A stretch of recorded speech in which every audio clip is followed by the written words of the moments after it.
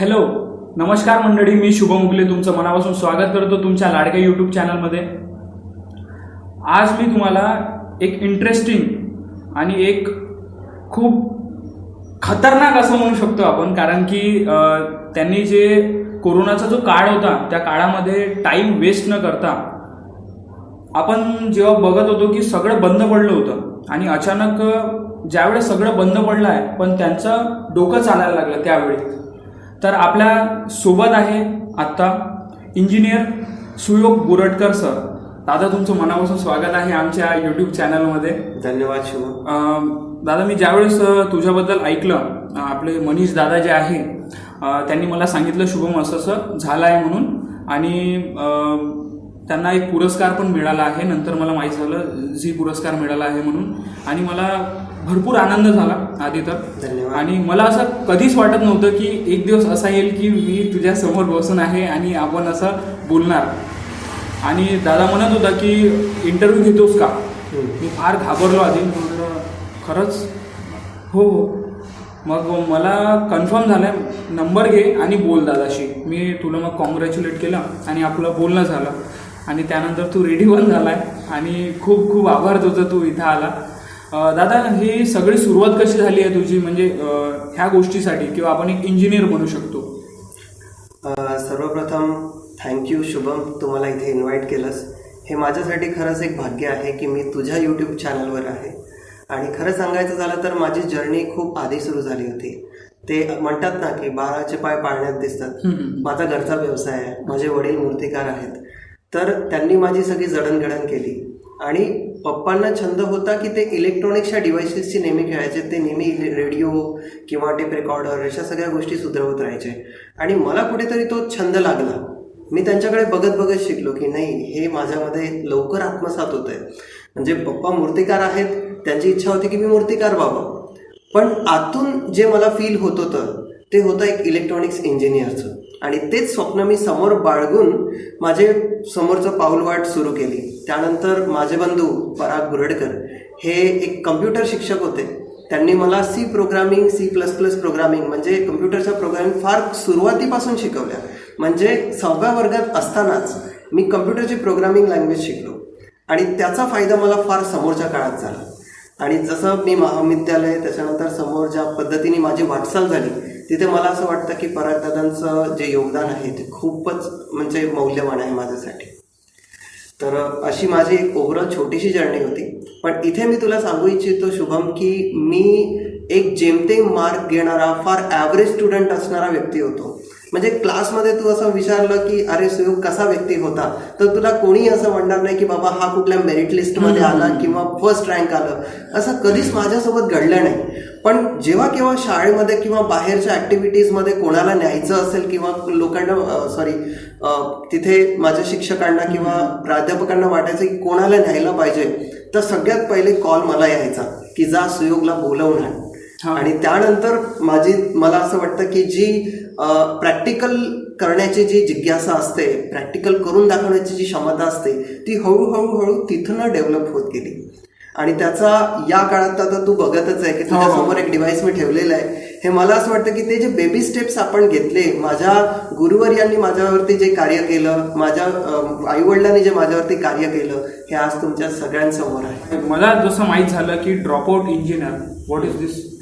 Basically मी जेव्हा 12वी माझं उत्तीर्ण झालं, मी फक्त एका मार्काने इंजिनिअरिंग कॉलेजच्या ॲडमिशनसाठी मुकलो. मला खूप दुःख झालं की फक्त 1 मार्क मला कमी आहे. माझे सगळे मित्र इंजिनिअरिंगसाठी प्रवेश त्यांनी घेतला आणि मला प्रवेश मिळतच नव्हता, कुठेच मिळत नव्हता. म्हटलं मला तर इंजिनियर व्हायचं होतं, स्वप्न आपण उराशी बाळगलेलं, तर असं वाटतं की आता ते खोळंबेल, मी कधीच इंजिनियर बनू शकणार नाही. आणि ही माझ्यासाठी खूप मोठी शोकांतिका होती. त्यानंतर असं जिद्द तो होती मनात की याच्यावरती काही मार्ग मिळेल का. असं करता करता आता त्यावेळेस इंटरनेट थोडंसं बूमिंग व्हायला लागलं होतं. मी खूप अशा विद्यापीठ सर्च केल्या ज्या मुक्त विद्यापीठ म्हणू शकतो आपण त्याला, ओपन युनिव्हर्सिटीज, हे अशा पद्धतीचे डिग्री प्रोग्राम घेतात. त्यातून मला माहिती पडलं की दिल्ली इथे काही अशी युनिव्हर्सिटी आहे जी ओपन युनिव्हर्सिटीमधनं तुम्हाला इंजिनिअरिंग करून देते. आणि मी त्याचं ॲडमिशन घेतलं आणि एका ठिकाणी मला जॉब लागला आणि सोबत सोबत मी माझं शिक्षणही केलं. तर सुरुवातीला जेव्हा मी नागपूरमध्ये होतो तेव्हा काही जॉब नाही केला, तेव्हा फक्त आणि फक्त शिक्षणाकडे माझा कल होता. पण असं लक्षात आलं की आपल्याकडे कुठेतरी असं रटाळवाणे शिक्षण होतंय. तेच कॉलेजला जायचं, ते पुस्तकं वाचायची, मग परत घरी यायचं किंवा कॉलेजला बंक करायचं आणि ते सगळं फॅड आता माहितीच आहे कशा पद्धतीने आहे. मला कुठेतरी असं वाटायचं की ते तसं मला नकोय, त्याला मुळीच तसं नकोय. बांधलं गेलं एक्झॅक्टली. मला असं वाटायचं की ते सॅच्युरेशन आहे कुठेतरी. म्हणजे एका 4 खोलीमध्ये आपण इंजिनिअरिंगचं शिक्षण, म्हणजे इंजिनिअरिंगचं शिक्षण मी आधी कसा विचार करायचो की तिथे खूप हुशार व्यक्ती असतात. इंजिनियर होणारा व्यक्ती हा प्रचंड हुशार असतो आणि त्याच्या हातून नेहमी काहीतरी इन्व्हेंटिव्ह गोष्टी घडत असतात. हे माझी एक प्राथमिक संकल्पना होती आधी. पण जेव्हा मी इंजिनिअरिंगमध्ये गेलो तेव्हा 12व्या वर्गासारखं जसं सिलेबस होतं की हेच पुस्तक वाचायचं, मग हेच प्रॅक्टिकल करायचं आणि त्याच्या पुढे जायचं नाही, असा जेव्हा मला पूर्ण भास आला, मी तेव्हाच ठरवलं की मला इथे राहायचंच नाहीये. आणि त्यानंतर परत एक सर्चिंग सुरू केलं. माझं ओपन विद्यापीठ असल्यामुळे मला ॲडव्हान्टेज असा मिळाला की कुठे जाऊन मी शिक्षण घेऊ शकत होतो. तर मी हे शोधून काढलं की सगळ्यात बेस्ट एज्युकेशन आपल्याला कुठे मिळू शकतं. माझ्या सिनियर्सनी मला सांगितलं तू दिल्ली गाठ. दिल्ली गाठायची. तेव्हा आपले कॉमनवेल्थ गेम होते. कॉमनवेल्थ गेम 2010 आय थिंक दिल्लीमध्ये आयोजित झाला होता. आणि माझ्या घरच्यांनी म्हटलं की आता किती खर्च असेल तिथे आणि एवढा खर्च आपण झेपू शकेल काय आपल्याला. मी म्हटलं असेल तर असेल, बघूया आपण जाऊन तर बघू काय होतंय. मी माझ्या सिनियर्सकडे गेलो. सिनियर्सनी मला खूप जास्त धीर दिला आणि त्यांनी 3 महिने मला त्यांच्याजवळ ठेवून गेलं, कारण माझ्याकडे पैसे नव्हते. आणि त्या परिस्थितीतून मला त्यांनी बाहेर काढलं. त्यांनी एक चांगली गोष्ट मला शिकवली की सपोज आपल्याकडे पैसे नसतील आणि आपल्या घरचे जर आपल्याला कुठेतरी असं वाटतंय की बाबा आपण आपल्या घरच्यांकडून जास्त भार नाही दिला पाहिजे, तर स्वतः जॉब करा. मग त्यांनी काय केलं की शिकता शिकता ते लोक वेटरशिपला जायचे. एखाद्या ठिकाणी जिथे पार्ट टाइममध्ये कुठे जॉब असतात. म्हणजे दिल्लीमध्ये ही फार एक चांगली सुविधा आहे की सपोज तुम्ही शिक्षण घेत आहात आणि तुम्हाला कुठे पार्ट टाइम जॉब करायचा असेल तर तिथे सहज एखाद्या मराठी कॉल सेंटरमध्ये, इंग्लिश कॉल सेंटरमध्ये, हिंदी कॉल सेंटरमध्ये असे जॉब मिळतात. आणि सुदैवाने मला पण अशा मराठी कॉल सेंटरमध्ये काम करण्याचा मौका मिळाला. कॉल सेंटरमध्ये पण केलं. तसं माझी एक सुरुवात झाली. जास्त दिवस नाही, मी 3च महिने तिथे काम केलं. आणि त्यानंतर ॲक्च्युली काय होतं, जेव्हा आपण एज्युकेशन करत असतो आणि सोबत सोबत जॉब करत असतो तर कुठेतरी एज्युकेशनकडे लक्ष कमी होतं. म्हणून त्यामुळे मी डिसिजन घेतला की माझ्या एज्युकेशनच्या बेस्ड असा कुठला मला जॉब मिळत असेल तर मी जॉईन करतो. मग त्यानंतर एक अशी जर्नी माझी आणखी सुरुवात झाली की मला जे कोर्सेस होते, फॉर एक्झाम्पल माझ्या इंजिनिअरिंगमध्ये HTML नावाचा एक कोर्स होता, तर मी ते वेबसाईट बिल्डिंगसाठी एका ठिकाणी कामाला लागलो. सुरुवातीला मी त्याच्याकडे ट्रेनिंग केलं, तर त्या व्यक्तीला माझं काम एवढं आवडलं की त्यांनी मला ॲज अ एम्प्लॉई म्हणूनच ठेवून घेतलं. आणि तो कोर्स म्हणजे ऍक्च्युली माझ्या 4th इयरमध्ये येणार होता आणि त्याची सगळी जडणघडण माझी आधीच सुरुवात झाली. तेव्हा मला प्रॅक्टिकल नॉलेज मिळायला लागलं.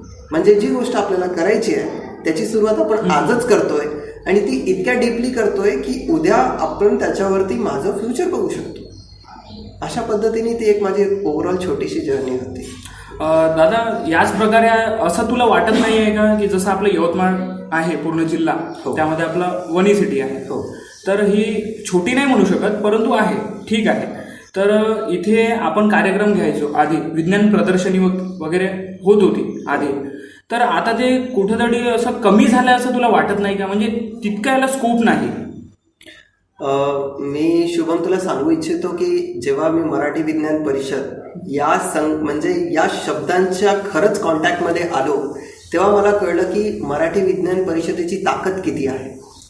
आणि मी माझा एक बालपणीचा प्रसंग तुला सांगतो. मी मराठी विज्ञान परिषदेमध्ये एक क्विज कॉन्टेस्ट असं दरवर्षी आयोजित व्हायच्या आणि वर्ग 5 ते वर्ग 12 पर्यंत हे सगळे क्विज कॉन्टेस्ट असायचे. तर 2006 मध्ये मी त्याचा विनर होतो. 2006 मध्ये मी त्याचा विनर होतो आणि त्याकाळी विजय भाटकर सर तिथे आलेले होते. तर विजय भाटकर सरांची माझी भेट झाली. मला धन्य झाल्यासारखं वाटलं, कारण एक असा व्यक्ती ज्यांनी सुपर कम्प्युटर बनवला आणि भारतात पहिला सुपर कम्प्युटर बनवून दाखवला जो कोणाच्याही सपोर्टच्या शिवाय होता. म्हणजे युएसने खरं तर आपण टेक्नॉलॉजी युएसला मागायला गेलो होतो पण युएसने आपल्याला झुंकारून लावलं. त्यांनी आपल्याला ती टेक्नॉलॉजी देण्यास मनाई केली. तर विजय भाटकर सरांनी सगळं डिझाईन हे सुरुवातीपासून बनवलं आणि फायनल एक्झिक्युशन याच्यामध्ये झालं. त्याला काय म्हणता येईल की भारतामध्ये सगळं पूर्ण त्याची जडणघडण झाली. तर अशा व्यक्तीला मला जे भेटायला मिळालं ते खरंच एका स्वप्नापेक्षा काही कमी नाही. त्यानंतर मला वाटलं की आपल्यासारख्या छोट्या, म्हणजे विजय सर पण फार काही मोठ्या बॅकग्राऊंडमधले बिलॉंग नाही करत, त्यांच्याकडून बघून मला असं वाटलं की आपण पण यांच्याकडनं काही शिकलो पाहिजे. आणि त्यानंतर वर्ग 8व्या वर्गामध्ये माझं महाराष्ट्र टॅलेंट सर्च या एक्झामिनेशनमध्ये सुद्धा सिलेक्शन झालं. हो, तर मला महाराष्ट्र MTSC आपण ज्याला म्हणतो, MTSC मध्ये मला सुद्धा एक प्रमाणपत्र मिळालेलं आणि त्याच्यातनं मला आणखी प्रोत्साहन मिळालं की मी समोर काहीतरी आणखी चांगलं आणि सोशल वर्क करू शकलो पाहिजे. म्हणजे माझ्या कामाचं आज मला मोटिव्ह असं वाटतं की काय गेलं पाहिजे, तर लोकांना मदत केली पाहिजे. म्हणजे आज माझा जो एअर कंडिशनिंग आहे, बेसिकली मी एअर कंडिशनिंग मॅन्युफॅक्चरिंग करतो. तर माझा एअर कंडिशनिंग माझं लक्ष असं आहे की एक सामान्य माणूस ज्याच्या घरी फक्त कूलर आहे आज, त्याच्या घरात सुद्धा AC लागला पाहिजे आणि त्याचं विजेचं बिल तेवढं चाललं पाहिजे जेवढं तो बेअर करू शकतो. त्याला जेवढं परवडेल तेवढंच त्याला बिल आलं पाहिजे. म्हणजे इकॉनॉमिकल, स्वस्त आणि सुंदर अशी माझी त्या एअर कंडिशनिंगची संकल्पना आहे जी मी सामान्य माणसासाठी देऊ इच्छितो. आणि यासोबतच आता मुंबई सोडून जसं आता नागपूरमध्ये आता शिफ्ट झालं, हो, सगळं काम कारोबार जो पण आहे तो नागपूरमध्ये शिफ्ट आहे. हो, आणि वणी म्हणजे जवळपासच आहे, जास्त दूर नाही. तर तुझं वणीबद्दलचं विजन काय? वणी खरं तर खूप पोटेन्शियल असणारी सिटी आहे. तुम्हाला माहितीच असेल की राम शेवाळकर, अण्णाभाऊ साठे आपले, मला त्यांचं नाव आठवत नाही आता, पण स्वातंत्र्यवीर, त्याच्यानंतर आपली कलाकार मंडळी, आपण त्याच्यामध्ये अलोणे सरांचं नाव घेतो, सोनटक्के सर आहेत. तर हे सगळी मंडळी आणि पुंड सर पण आहेत. या सगळ्या मंडळींकडे बघून बघून आम्ही मोठे झालेलो. कुठेतरी आपल्या सिटीने आपल्यावरती संस्कार केलेले आणि मोठं व्हायचं तर खरं तर एक गुरुदक्षिणाच दिलेली आहे की वणीवरती असं म्हणायला हरकत नाही की एका मोठ्या व्यक्तीचा आशीर्वादाचा हात आहे. म्हणजे एका प्रत्येक काळानंतर शुभम तू बघशील तर इथे एक मोठी मोठी हस्ती तयार झालेली. मला भाग्य लाभलं की मी जीवा घेऊ शकलो आणि आज एवढ्या लोकांमध्ये माझं नाव होतंय. पण खरं तर हे सगळं श्रेय आपण वणीकरांना दिलं पाहिजे. पण जसं आता तू हा विषय काढला होता की कुठेतरी तुला वाटतं का की विज्ञानातलं जशी भर पडायला पाहिजे ती कमी होत आहे का, तर हो शुभम, ही खरंच एक खूप मोठी शोकांतिका आहे की आपलं विज्ञानाकडचा जो कल आहे, आपली मुलं ज्या दृष्टीने जायला पाहिजे तिथे कुठेतरी कमतरता आलेली आहे.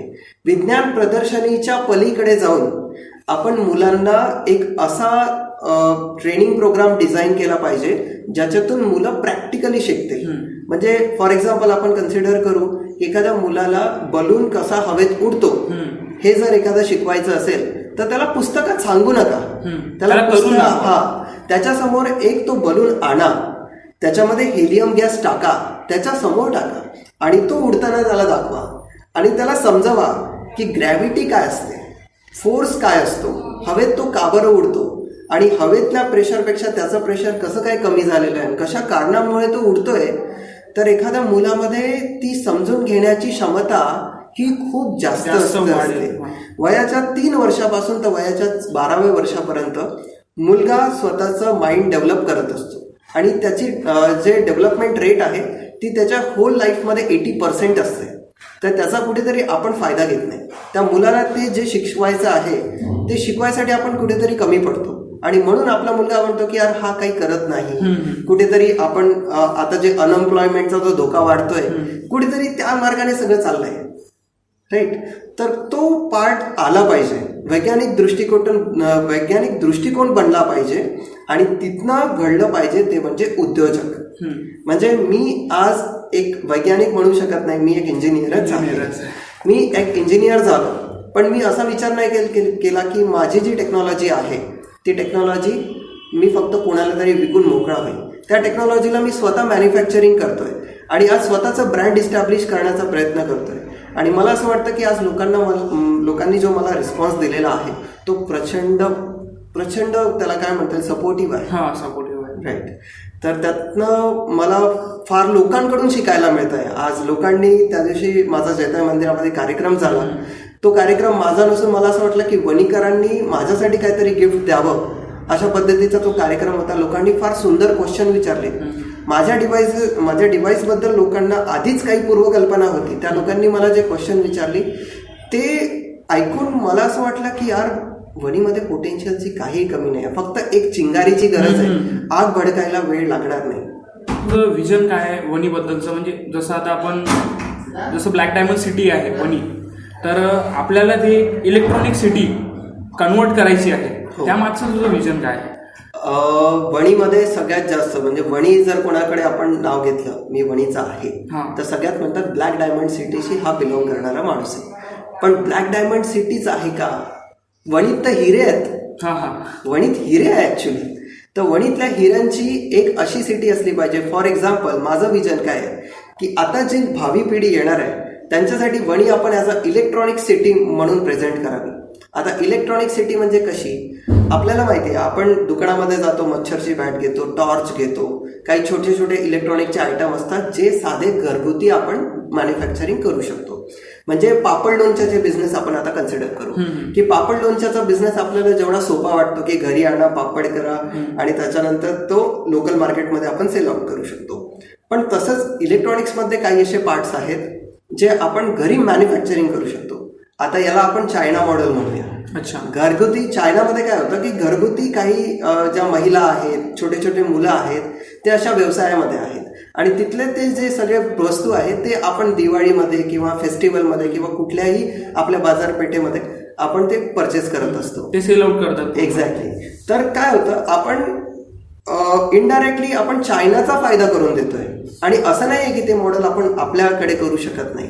जसं फॉर एक्झाम्पल, भरपूरशा इलेक्ट्रॉनिक डिव्हायसेसमध्ये ट्रान्सफॉर्मर लागतात. तर हे ट्रान्सफॉर्मर बनवणं काही मोठी गोष्ट नाहीये, फक्त थोड्याशा टेक्निकल नॉलेजची गरज असते. त्या ठिकाणी आपल्या ITआयमध्ये किंवा आपण प्रायव्हेट स्किल डेव्हलपमेंटचे प्रोग्राम घेऊन ह्या सगळ्या गोष्टी करू शिकवू शकतो त्यांना. आणि त्यानंतर तिथनं जो व्यक्ती ट्रेन होऊन या सगळ्या बिझनेसमध्ये येईल तो ट्रान्सफॉर्मर मॅन्युफॅक्चरिंगचं काम घरी बसल्या करू शकतो. साधारणतः फक्त त्याच्याकडे 10 बाय 10ची जरी रूम असली तरी तो तिथे लाखोचं उत्पन्न घेऊ शकतो. तो स्वतःची कंपनी ओपन करू शकतो. म्हणजे आज मुंबईमध्ये पण तसंच आहे. मुंबईमध्ये वसई विरार जर तुम्ही एरिया ऐकला असेल तर ठिकाणी फक्त छोट्या छोट्या ब्लॉक्समध्ये जिथे आपण इमॅजिन पण करू शकत नाही अशा ठिकाणी लाखो करोडोचे बिझनेस आज सेटअप झालेले आहेत. लाखो करोडोचे? हो, लाखो करोडोचे बिझनेस आज तिथे सेटअप झालेले आहेत. आणि ते चालवणारे सुद्धा हे असे व्यावसायिक आहेत ज्यांच्याकडे सुरुवातीला पैसा नव्हता पण विजन होतं, त्यांच्याकडे विल पॉवर होती. तशाच पद्धतीचं विजन, विल पॉवर आपल्याला कुठेतरी वणीकरांमध्ये आणण्याची गरज आहे. म्हणजे फक्त ती ब्लॅक डायमंड सिटी नसून इलेक्ट्रॉनिक ब्लॅक डायमंड सिटी अशा पद्धतीची माझी संकल्पना आहे. आणि मला वाटतं की फ्युचरमध्ये याच्यावरती मला जर आणखी काम करता आलं, मला तुमच्यासारखे आणखी लोक मिळालेत तर मला वाटतं या प्रोग्रामला आणखी बळकट येईल. आणि इथले जे युवक आहेत तर अनएम्प्लॉयमेंट असं कोणीच म्हणणार नाही त्यांना. ते म्हणतील सगळे बिझनेस पर्सन आहेत. या सिटीमध्ये सगळ्यात जास्त बिझनेस पर्सन्स आहेत. ज्या वेळेस कोरोनाचा काळ त्याला सुरुवात झाली, आता कोरोनाचा काळ आला आणि आपण काय करायचं हे सगळीकडे धडपड चालू होती. आणि त्यावेळेस तुला पण माहिती होतं की आता सगळं बंद पडलं आणि आपण घरी आहोत. तर अचानक हे कसं काय सुचलं तुला की आपण यावर काहीतरी तोडगा काढू शकतो? याची सुरुवात मार्चमध्ये जेव्हा कोरोना एकदम पीक वरती, म्हणजे पीक नाही म्हणता ना, स्टार्टिंग होता, तर तेव्हा माझे मित्र आहेत डॉक्टर अजिंक्य कोट्टावार. त्यांच्या नावावर 26 पेटंट आहेत. भारतातला पहिला व्यक्ती ज्याच्या नावावरती 26 पेटंट आहेत. तर ते माझे मित्र आहेत. आणि त्यांच्यासोबत बोलता बोलता मला काही अशा कल्पना सुचल्या की तेव्हा वॅक्सिन नव्हती, लोक वॅक्सिनसाठी धडपड करत होते आणि आयुर्वेदिक काही औषधीसाठी माझं त्यांच्याशी बोलणं झालं.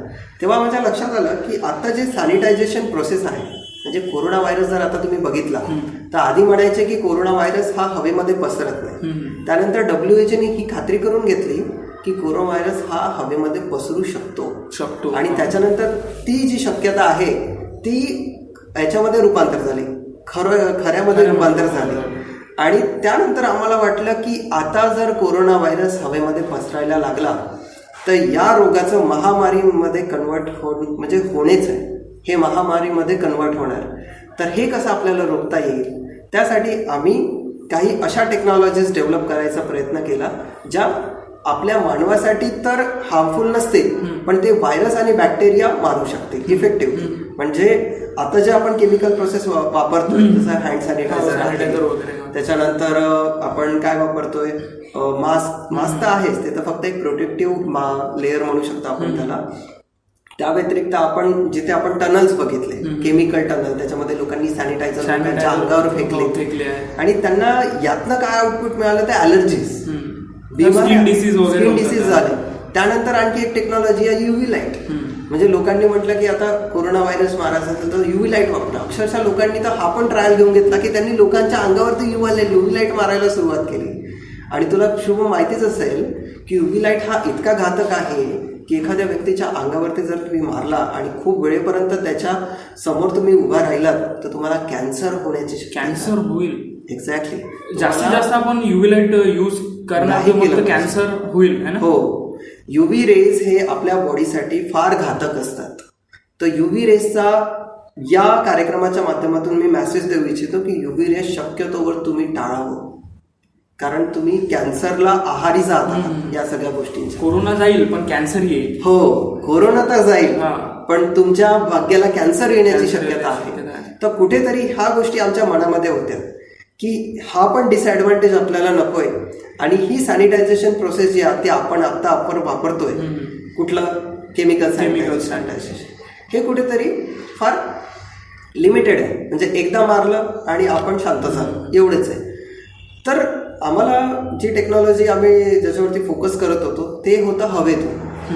हवा वापरायची, हवेतला ऑक्सिजन यूज करायचा, नायट्रोजन यूज करायचा, त्याच्यापासून सुपर ऑक्साईड तयार करायचे. आता सुपर ऑक्साईड काय असतं, तर सुपर ऑक्साईड हे ऑक्सिजनचं एक असं रूप आहे, असं रिॲक्टिव्ह रूप आहे जे एखाद्या बॅक्टेरिया आणि व्हायरसच्या अंगावरती जाऊन बसलं, चिकटलं तर ते त्याला अक्षरशः तोडून टाकतं. नागपुरातल्या 6 रेप्युटेड मेडिकल इन्स्टिट्यूटमध्ये आम्ही जेव्हा आमच्या डिव्हाइसचं डेमॉन्स्ट्रेशन केलं, त्यांनी बॅक्टेरिया, म्हणजे असे बॅक्टेरिया आमच्याकडे दिले जे आपल्यासाठी फार घातक आहेत, जीवघेणे आहेत.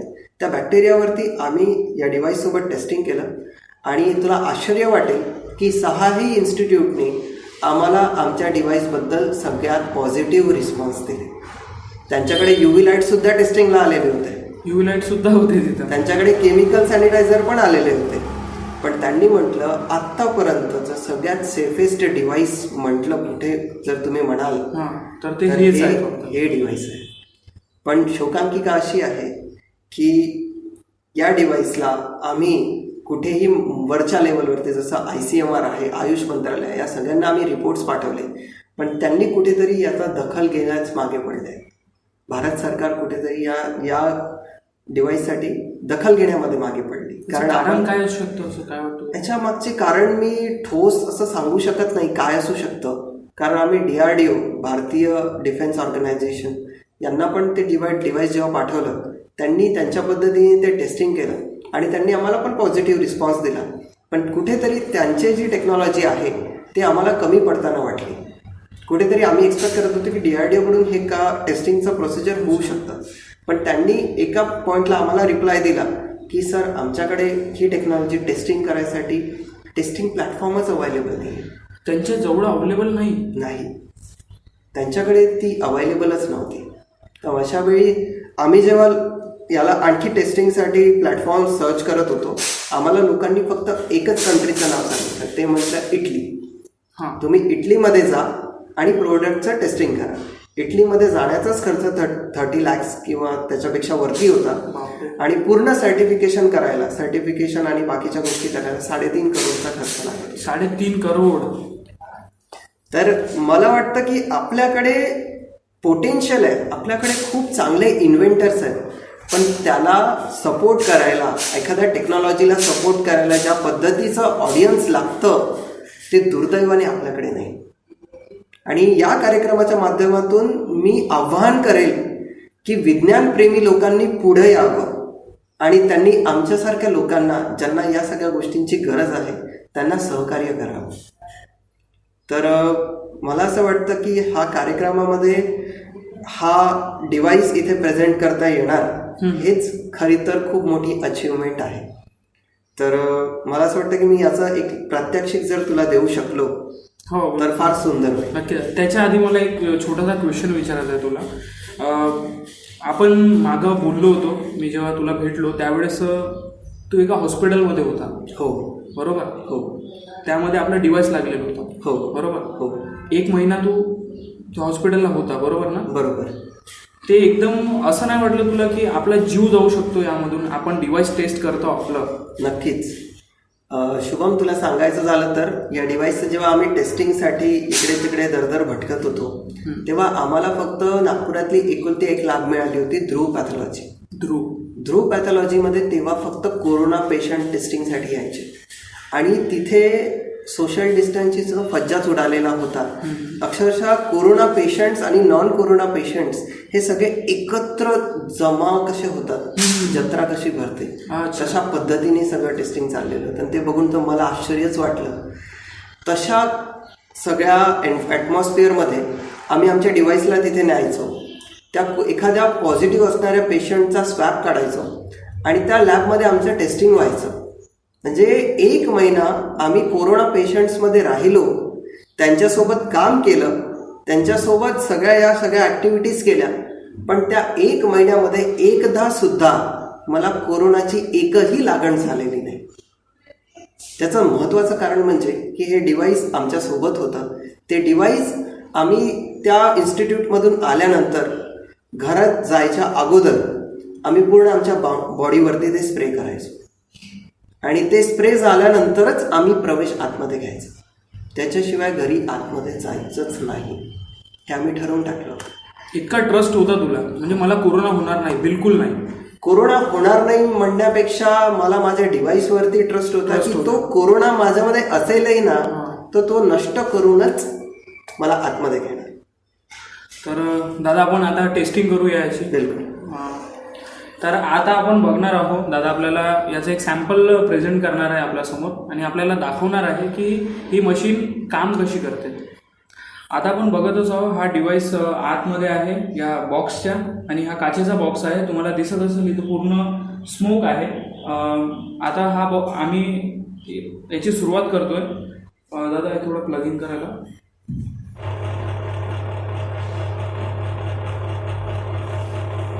स्टोनमध्ये दादा हे कन्वर्ट होईल आता थोड्या वेळ. याच्यामध्ये हा जो कार्बन पार्टिकल्स आहे त्या कार्बन पार्टिकल्समध्ये सगळे चार्ज ॲक्युमुलेट होणार आणि त्याचं मॉलिक्युलमध्ये कन्व्हर्जन होतं.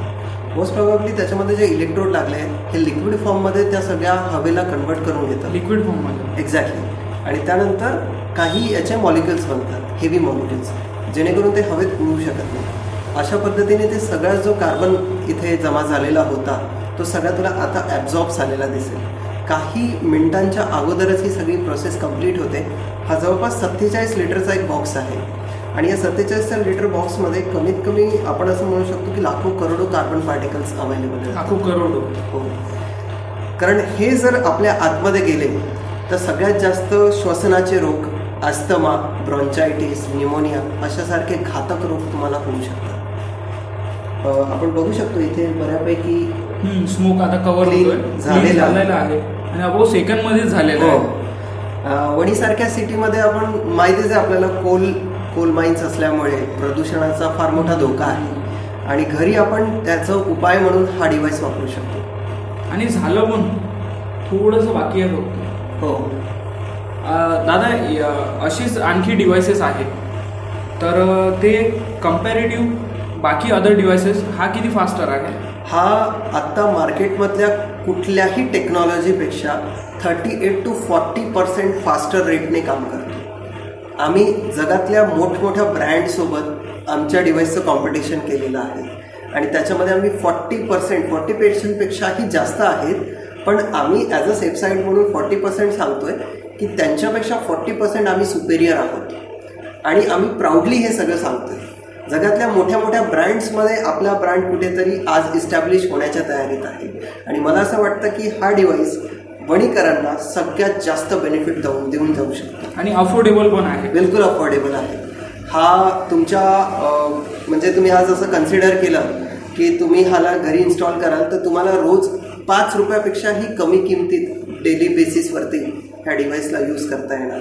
याची वॉरंटी पण जवळपास 1 ते 2 वर्ष एवढी आहे त्याच्यामध्ये तुम्हाला जर काही छोटा मोठा प्रॉब्लेम वाटला तर डायरेक्ट रिप्लेसमेंट होते, रिपेअर नाही, डायरेक्टली आम्ही रिप्लेसमेंट देतो या सगळ्या गोष्टी. आणि यासोबतच आपली एक नवीन क्रिएटिव्हिटी येत आहे की आपण हे AC मध्ये सुद्धा आहे. हो हो हो, हा जसा पोर्टेबल आहे म्हणजे घरातल्या कुठल्याही कॉर्नरला आपण याला इन्स्टॉल करू शकतो, तसंच एअर कंडिशनिंगमध्ये सुद्धा हे मॉड्यूल आपण लावू शकतो. म्हणजे एसीच्या जो फ्लॅप असतो जिथनं हवा त्या वेंटद्वारे येते, तिथे जर आपण याला इन्स्टॉल केलं तर जे प्रोसिजर इथे झालेली आहे ती सेम प्रोसिजर तिथे होणार आणि आपल्याला जो व्हायरस आणि बॅक्टेरियाचा जो सगळ्यात मोठा धोका आहे तो संभाव्य धोका टाळता येऊ शकतो. म्हणजे पूर्णतः क्लीन होऊन जाईल. एक्झॅक्टली. आणि यामध्ये दादा आणखी एक गोष्ट आहे की हँड सॅनिटायझर यूज करायची गरज नाही, ज्याने स्किन डिसीज होतो. हो, तर आपण याच्या समोर हात ठेवून ते हँड सॅनिटाईज करू शकतो. फार चांगला मुद्दा उचलला शुभम. आपण मॉल्समध्ये आणि हॉटेल्समध्ये बघतो की आपलं वॉशरूममध्ये एक ड्रायर लागलेला असतो. त्या ड्रायरमध्ये सपोज जर हा मॉडेल आपण लावला तर आपले हात तर तिथे ड्राय होतातच, सोबत त्या प्लाझ्माने आपल्या हातावरचे सगळे जंतू सुद्धा नष्ट होतात. तर ह्या डिव्हाइसचा खूप डबल बेनिफिट तिथे होऊ शकतो. आणि आत्ता जो संभाव्य आपल्याला धोका आहे कोविडचा, तो कोविडचा धोका अशा पब्लिक प्लेसेसमधून जर आपल्याला टाळता आला तर आपण जे म्हणतोय ना दुसरी लाट तिसरी लाट, ह्या सगळ्या लाटच कायमस्वरूपी गायब होतील. आणि हे फार छान गोष्ट आहे. म्हणजे याच्यामध्ये आपण दोन्ही गोष्टी, जसं आपण UV रेज बद्दल बोललो होतो, हो, आणि त्यासोबतच हँड सॅनिटायझर पण यूज नाही करावं, हो, कारण की त्याने स्किन डिसीज होतो आणि त्याने कॅन्सर. हा, तर हे फार छान राहील त्या लोकांना. यूज नाही करायचं म्हणण्यापेक्षा मी असं म्हणेल की डिक्रीज करा, कमीत कमी त्याचा वापर झाला पाहिजे, जेणेकरून त्याच्यामधून जो आपल्याला उद्या रोग होण्याचे जे चान्सेस आहेत ते तरी कमी करता येते. हो, आपण बघतच होता. मी मागे एक व्हिडिओ बघितला होता की एक लेडीज आहे, तिने हँड सॅनिटाईज केलं आणि ते किचनला गेली आहे आणि एकदम गॅस लावला, हो, आणि तो हात जळायला लागला. हो, हे अशा टाईपचे पण आपल्याला खूप धोके आहेत. अल्कोहोल सगळ्यात जास्त फ्लेमेबल लिक्विड आहे. तर अल्कोहोल जेव्हा कुठल्याही अशा हाय टेम्परेचर सोर्सेसच्या कॉन्टॅक्टमध्ये येतो तो पटकन आग पकडतो. हा तर आहेच धोका. त्याच्यानंतर लहान मुलांना आपण वारंवार या सगळ्या गोष्टी सांगू शकत नाही, तर त्यांच्या सेफ्टीसाठी मला असं वाटतं की हे डिव्हाइस खूप मिरॅकल असेल आणि अफोर्डेबल पण आहे. हो, हे अफोर्डेबल पण आहे. आणि आपण बघतोय आता पूर्ण स्मोक क्लीन झालेला आहे. हा डिव्हाइस आता आम्ही बोलत असताना सुद्धा काम म्हणजे इतकं खतरनाक काम आहे याचं मी आता काय सांगू. मी इतका इम्प्रेस व्हावं मला वाटलं नाही इतक्या कमी वेळामध्ये इतकं मोठं काम करून टाकणारा. आणि जे मोठे ब्रँड्स आहेत त्यांना 1.5 तास लागत होता दादा, आहे ना, बरोबर ना? 1.5 तास लागत होता आणि दादानी हे मिनिट्समध्ये काम केलं आहे. हो, आणि फार खूप भारी गोष्ट आहे. दादा याला ऑफ करायचं आहे आता. हो, ऑफ. तर आपण बघितलं आहे दादानी खूप सुंदर हे डिव्हाइस बनवलेलं आहे, अफोर्डेबल आहे. जे आता जसं दादाने आपल्याला सांगितलं UV rays with hand sanitiser हे थोडे हार्मफुल आहे बॉडीसाठी, त्यामुळे कॅन्सर होतो आणि स्किन डिसीज सुद्धा होतात. तर हे बाकी लोकांसाठी पण आपण देतच आहोत आणि मोठ्या मोठ्या हॉस्पिटलमध्ये सुद्धा याचे एक्सपेरिमेंट सुद्धा झालेले आहे. दादाची आणखी एक नवीन क्रिएटिव्हिटी आहे, दादाची नाही म्हणू शकत आपण, वहिनीची म्हणूया. मी तर वहिनीच म्हणणार. दादा हे एक मास्क आहे, तुझ्या कंपनीचं आहे हे. हो, तर याबद्दल थोडं आम्हाला इन्फॉर्मेशन पाहिजे होती. याची सुरुवात आम्ही 3 महिन्या अगोदर केली होती. जेव्हा मी मुंबईहून नागपूरला आलो तर माझी वाईफ ही फॅशन डिझायनर आहे. तर तेव्हा असे कापडी मास्क, जसं मोदींनी लोकांना आव्हान केलं आत्मनिर्भर भारत, मेक इन इंडिया, आणि त्यानंतर कापडी मास्क म्हणजे गमछा वगैरे अशा पद्धतीचे लोकांनी वेअरिंग करायला सुरुवात केली होती. पण व्हायरसला असले कुठलेही देसी उपाय हे जास्त प्रमाणात रेस्ट्रिक्ट करू शकत नाही. म्हणून आम्ही याच्यावरती एक असं हे इन्व्हेंटेड प्रोडक्ट म्हटलं तरी चालेल, कारण हे जर तुम्हाला दिसतंय हे फक्त एक कॉटन मास्क सारखं, पण याच्या आतमध्ये 4 लेयर्स आहेत. 4 लेयर्स. इथे कॉटन आहे, याच्या आतमध्ये एक कॉटन आहे आणि आतमध्ये अँटी मायक्रोबियल लेअर लागलेली आहे. म्हणजे आपण जे नॉर्मली ऑपरेशन करताना जे मास्क वापरतात अँटी मायक्रोबियल, तर त्याचे लेयर्स आम्ही याच्यामध्ये घातलेले आहेत आणि हे मेडिकली टेस्टेड सुद्धा आहे. तर त्याच्यामुळे आम्ही जेव्हा याचं प्रोडक्शन सुरू केलं, आत्तापर्यंत आम्ही 2000च्या वरती याची क्वांटिटी सेल आउट केलेली आहे. 2000च्या वरतं. हो, 2000च्या वरती याची क्वांटिटी सेल आउट झालेली आहे ऑलरेडी आणि इन डिमांड सुद्धा आहे. आज पण आमच्याकडे अशा ऑर्डर्स आहेत की आमची मॅन्युफॅक्चरिंग पॉवर कमी पडते आणि लोकांचे ऑर्डर्स वाढतच चाललेले आहेत. तर आय थिंक मी तुम्हाला हे जे गिफ्ट केलेलं आहे, मला वाटतं की तुम्हाला हे पण फार आवडेल. हो मला यूज करून बघा. मी यूज केला आहे. याच्या काही स्पेशालिटीज मी तुम्हाला सांगतो. हा माझा मास्क आहे. इथे याला वरच्या बाजूने पण एक कव्हरिंग आहे आणि मागच्या बाजूने पण एक कव्हरिंग आहे आणि आतमध्ये बघू शकता ही इथे फिल्टर लेअर लागलेली आहे. जेव्हा मी याला विअर करतो ना, तर कॉमन मास्कमध्ये काय प्रॉब्लेम आहेत आणि याच्यामध्ये काय स्पेशालिटीमध्ये हे जरा मी सांगतो. हे लागल्यानंतर हे मास्क कंटिन्युअसली मी 12 तास ते 14 तास वापरू शकतो. हात म्हणजे कंटाळा येणार नाही. या मास्कला हात न लावता मी कंटिन्युअसली 12-14 तास याला यूज करू शकतो. आता जसं मी बोलतोय तर बाकीच्या मास्कमध्ये काय प्रॉब्लेम येणार की माझे लिप्स आहेत ते मास्कला जाऊन चिपकतात, श्वास घेताना त्रास होतो, चष्म्यावरती फॉग येतो. आता मला स्पेक्स लागलेले आहेत, मी तुमच्यासमोर बोलतोय, मला फॉग यायला पाहिजे, पण माझ्या स्पेक्सवरती तुम्ही बघत असाल फॉग पण येत नाहीये. आणि हे इतकं पॅकिंग याचं व्यवस्थित आहे की तुम्ही उद्या कुठल्याही पेशंटच्या आजूबाजूला जरी गेलात ना तरी पण तुम्हाला त्याच्यातनं प्रोटेक्शन होऊ शकतं. तर अशा पद्धतीचे काही सायलेंट फीचर्स आम्ही याच्यामध्ये टाकलेले आहेत आणि फार अफोर्डेबल आहेत. लोकांना याचं डिझाईन फार युनिक वाटलं, त्याच्यामुळे आम्हाला त्याचा फारच जबरदस्त रिस्पॉन्स मिळाला. आणि फक्त हे आम्ही लोकल लेवलवरती सेल आउट न करता याचं दिल्ली, हैदराबाद, मोठ्या सिटीजमध्ये याचं सेल आउट झालं आणि सेलिब्रिटीज मध्ये सुद्धा गेलं. हो, मी बघितलं. काही सेलिब्रिटीज होत्या, मुंबईच्या काही सेलिब्रिटीज होत्या, त्यांना सुद्धा हे फार आवडलं आणि त्यांच्यापर्यंत हे गेलंय. तर मला असं वाटतं की या कार्यक्रमाच्या माध्यमातून वणीमध्ये सुद्धा हे आता आम्ही अवेलेबल करून देऊ आणि वणी जनतेला सुद्धा या मास्कचा बराच लाभ घेता येईल. तर तुम्ही शुभम दादांना कॉन्टॅक्ट करू शकता या प्रोडक्टच्या रिगार्डिंग. दादा, यासोबतच मी आता हा प्रश्न सर्वांनाच विचारतो आणि तुला पण विचारू शकतो. मला असं वाटते की आवश्यक आहे विचारणं की तुझ्या जीवनातली एक चांगली गोष्ट सांग आणि एक वाईट गोष्ट काय आहे. माझ्या जीवनातली एक चांगली गोष्ट मी उद्योजकताबद्दल सांगू शकतो की उद्योजकताची जी क्वालिटी आहे, मी ॲज अ इंडस्ट्रियलिस्ट बनण्याची किंवा बिझनेस बनण्याची तळमळ मला का मिळाली, तर याचं एक छोटासा एक किस्सा आहे. साधारणतः 10 ते 12 वर्षाचा असेल, माझा भाऊ 8 वर्षाचा. तेव्हा आपल्याकडे मार्केटमध्ये एक तेव्हा हत्ती आपण म्हणतो त्याला, हत्तीपूजा. तर तेव्हा मार्केटमध्ये काही आमची एक मित्रमंडळी होती, ती हत्तीचा फोटो विकायची. म्हणजे कागदावरती हत्ती काढायचा आणि ती फोटो विकायची आणि तो 1-1 रुपयाला ते विकत होते. तर आम्ही ते बघितलं, माझ्या भावाल्याने मला एकदम स्पार्क आला की यार याचा जो हत्ती आहे, यांनी जो ड्रॉ केलेला, त्याचं रेखाटन पण एवढं सुंदर नाही आहे, तरी पण हा सेल आउट होतोय. आणि मी एका आर्टिस्ट फॅमिलीशी बिलॉंग असल्यामुळे मला असं वाटलं की आपण जर हत्ती ड्रॉ केला, सुंदर हत्ती ड्रॉ केला, तर आपण पण मार्केटमध्ये इस्टॅब्लिश होऊ शकतो. तर माझा भाऊ आणि मी घरी आलो, कमीत कमी 40-50 पेजेसवरती सुंदर हत्ती रेखाटला आणि मार्केटमध्ये गेलो.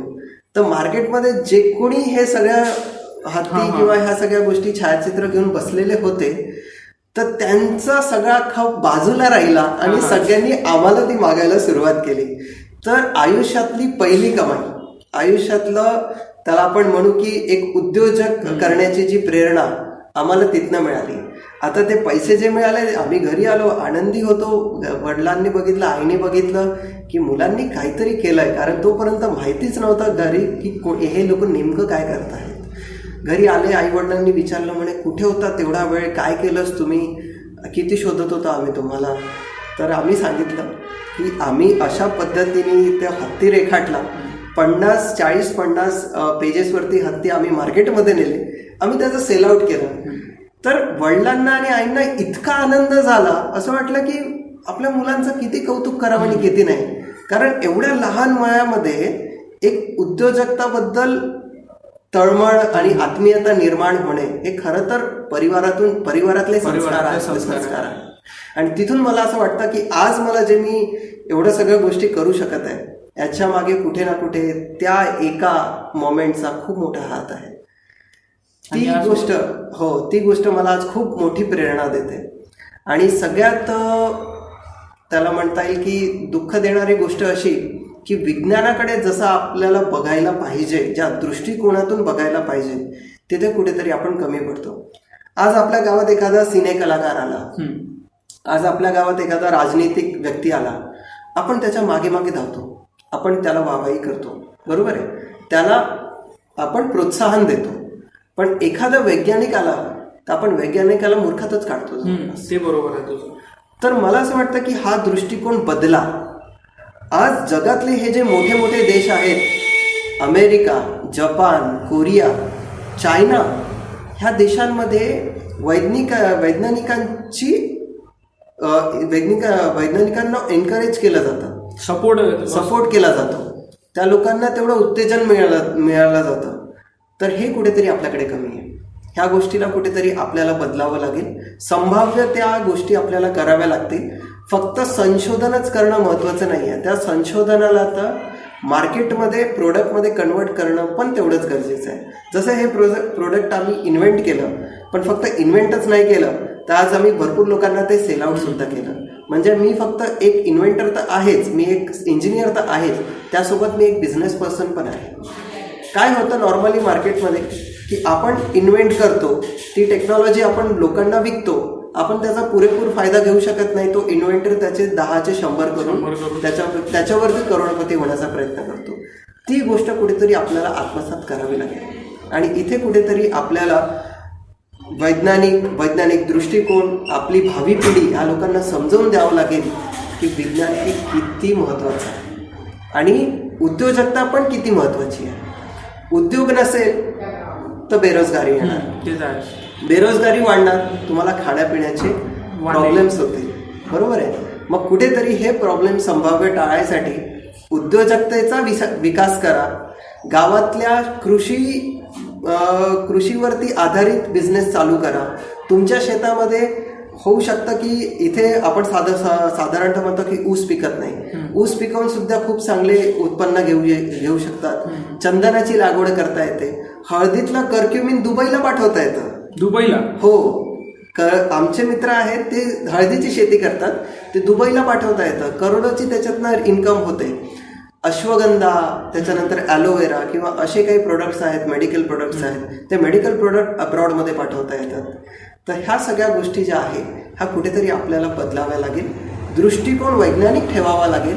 व्यावसायिक दृष्टिकोनाला दुजोरा द्यावा लागेल आणि सोबत ते आत्मसात करून आपल्याकडे छोटे मोठे घरी असणारे उद्योग चालू करावे लागतील. दादा, मला जाणून घ्यायचं आहे की इतकं सारं नॉलेज आहे तुझ्याजवळ आणि इतकी सुंदर तू मशीन तयार केली आहे, यामुळे लोकांना आता खूप फायदा होईल. तर तुझ्या जीवनातील आयडल कोण आहे जे तू त्यांना आयडल मानतो तुझ्या जीवनात? डॉक्टर APJ अब्दुल कलाम सरांना मी खूप आधीपासून फॉलो करत होतो आणि त्यानंतर ज्या पद्धतीने त्यांचा जीवन प्रवास राहिला, मला वाटतं की माझं जीवन त्यांच्या पुढे 1% पण नाही आहे, क्षणभंगूर काम आहे.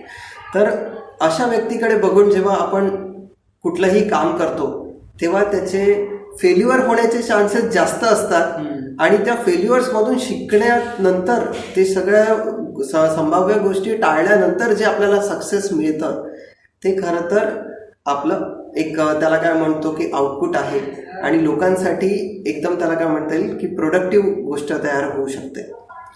तर माझे आयडल्स आहे डॉक्टर APJ अब्दुल कलाम. त्यानंतर मी माझ्या गुरू डॉक्टर विवेक टोंडरे, सॉरी डॉक्टर नाही आहेत ते, पण प्रोजेक्ट ऑफिसर आहे. प्रोजेक्ट ऑफिसर विवेक टोंडरे, महाराष्ट्र औद्योगिक विकास संस्था याचे प्रोजेक्ट ऑफिसर, यांना मी खूप जास्त मानतो. आज मी व्यावसायिक होण्याच्या मागचा जो सगळ्यात मोठा वाटा आहे तो त्यांचा आहे. तर विवेक सरांना माझे दुसरे गुरु मी कन्सिडर करत असतो नेहमी. कलाम अँड किड्स म्हणून आम्हाला एक चॅप्टर होतं, त्यामध्ये 2020चं स्वप्न होतं त्यांचं, खूप सुंदर होतं ते, मला फार आवडत होतं. मी वाचलंय त्यांच्याबद्दल आणि त्यांनी खूप आपल्या भारताला समोर नेलं आहे. आज ते असते तर आज असते म्हणजे आपल्या मनात आहे ते, कुठून तरी बघतच असते, आपण तर त्यांचे फॅनच आहोत. तर दादा, ही जी नवीन जनरेशन आहे आत्ताची, जे आजची नवीन मुलं आहे, PUBG मध्ये बिझी आहे, तुला तर माहितीच आहे, फोनमध्ये बिझी आहे, अदर क्रिएटिव्हिटीज आणि कुठेतरी भटकलेले आहे. तर त्यांना तू काय सांगू शकते? यांना फक्त सांगायची गरज नाही आहे. जसं मी तुला काही एक्झाम्पल देतो. आपल्याकडे लहान मुलं आहेत, सगळ्यांच्या घरी लहान मुलं आहेत. त्यांना आपण कितीही सांगितलं की ही गोष्ट करू नको, तू मोबाईल बघू नको, तर त्यांच्याकडे अल्टरनेटिव्ह ऑप्शन नाही आहे. त्यांच्याकडे दुसरं करण्यासारखं काहीच नाही आहे किंवा आपण दिलेलं नाही आहे. हां, असं होत आहे ना. हां, तर त्याच्यामुळे ते लोक, त्यांचा दृष्टिकोन तसा नाही आहे. एखाद्या व्यक्तीला, एखाद्या लहान मुलाला तुम्ही म्हणा की चल आपण बाहेर जाऊन क्रिकेट खेळू, आणि क्रिकेटमध्ये त्याचा जर आवड निर्माण झाली तर तो उद्या जाऊन संभाव्य आपल्या इंडियन क्रिकेट टीमचा एक क्रिकेटर होणार, खेळाडू झाला. खेळाडू म्हणजे फॉर एक्झाम्पल आपण तशी वृत्ती तयार केली. खो खो आहे, हॉकी आहे, फुटबॉल आहे, व्हॉलीबॉल आहे. ह्या खेळांकडे जर आपण मुलांना लहानपणापासून वळवलं तर तुम्ही बघा, ते मोबाईलकडे लक्ष सुद्धा देणार नाही. ते का बरं बघतात ते मोबाईल? मनोरंजन. त्यांचा विरंगुळा हा त्या मोबाईलमध्ये दडलेला आहे. पण त्यातनं जर तुम्हाला बाहेर काढायचं असेल तर त्यांचा विरंगुळा कुठेतरी बाहेर शोधायला पाहिजे. आज ग्राउंडवरती तुम्ही बघत असाल, आम्ही जेव्हा क्रिकेट खेळायचो, एका ग्राउंडवरती कमीत कमी 10 टीम्स खेळायच्या, आणि आज एक सुद्धा सापडत नाही भेटत, बिलकुल सापडतच नाही. तर कुठेतरी आउटडोअर गेम्स, आउटडोअर ॲक्टिव्हिटीज ह्या चालू करणं गरजेचे आहे. आणि मागे जो आता कार्यक्रम झाला जयताई मंदिरामध्ये, माझा अभिनंदन सोहळा, तिथे पण मी बोललो की मराठी विज्ञान परिषद याच्या मार्फत आम्ही शालेय मुलांसाठी काही अशा ॲक्टिव्हिटीज घेऊन येतोय ज्या प्रत्येक शनिवारी आपण शाळेमध्ये घेण्याचा विचार करतो. आणि त्या शनिवारी त्या मुलांना एखादं कमर्शियल प्रोडक्ट तयार करायसाठी नेमकं काय लागतं, होऊ शकेल की आपल्या वणीमधून काही असे मुलं असतील जे स्वतः पेटंट करतील, स्वतः रिसर्च करतील. आणि मी काही खूप मोठ्या पदवीधर लोकांची गोष्ट नाही करते. 5वी, 6वी, 7वी, 8वी, 9वी, 10वी हे जे आपले मुलं आहेत, या मुलांमध्ये सुद्धा पोटेन्शियल आहे. कुठेतरी त्यांचा पॉईंट ऑफ व्ह्यू आपल्याला गृहीत धरावा लागेल, त्यांचा इंटरेस्ट बघावा लागेल, त्या दृष्टीने काम करावं लागेल, प्रॅक्टिकल नॉलेजकडे भर द्यावा लागणार, आणि व्यावसायिक दृष्टिकोन त्यांच्यामध्ये टाकणं गरजेचं आहे.